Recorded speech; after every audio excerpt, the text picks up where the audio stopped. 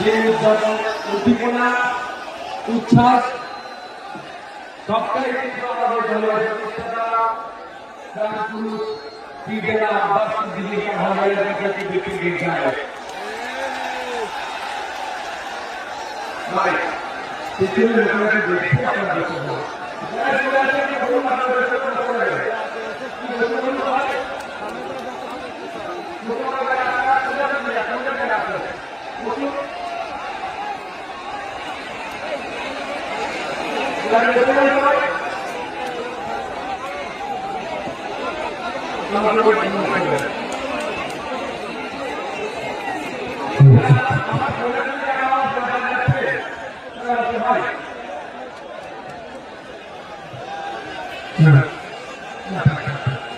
পূরণ হবে, বেকারত্ব দূরে সরানো হবে, যে সমাজ ব্যবস্থায় আইনের বিচার হবে, তামান্নার বিচার হবে, বৃহত্তমার বিচার হবে, যে সমাজ ব্যবস্থায় নারীরা তার অধিকার পাবে, যে সমাজ ব্যবস্থায়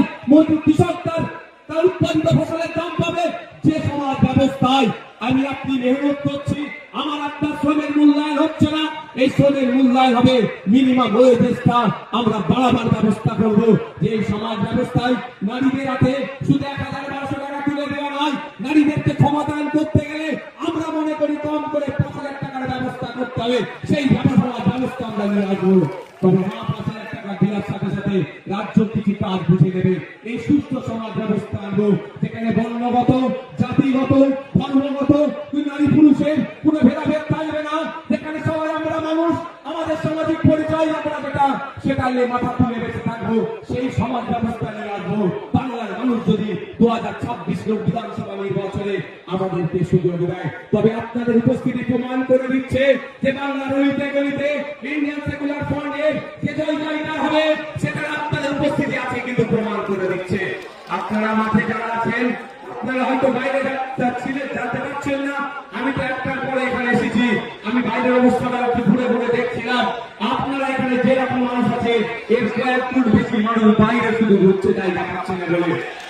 আপনাদের ঘোষণা অনুযায়ী আমি গত বছর ঘোষণা দিয়েছিলাম, আমরা বলেছিলাম আমরা চেষ্টা করবো কলকাতায় ব্রিগেডে তোলা, কিন্তু আমাদেরকে জানানো হয়েছে এই সময় এই আর্মিদের কোন একটা ট্রেনিং চলছে, সেই মার্চ মাস পর্যন্ত ব্রিগেড ময়দান দেওয়া যাবে না, সুতরাং আমরা সেখানে বুক করতে পারিনি, ফলে আমরা এখানে বুক করেছি। তবে আপনারা 7 দিনে শুধু ভাঙড় থেকে নয়, রাজ্যের বিভিন্ন প্রান্ত থেকে ২০২৬ বিধানসভায়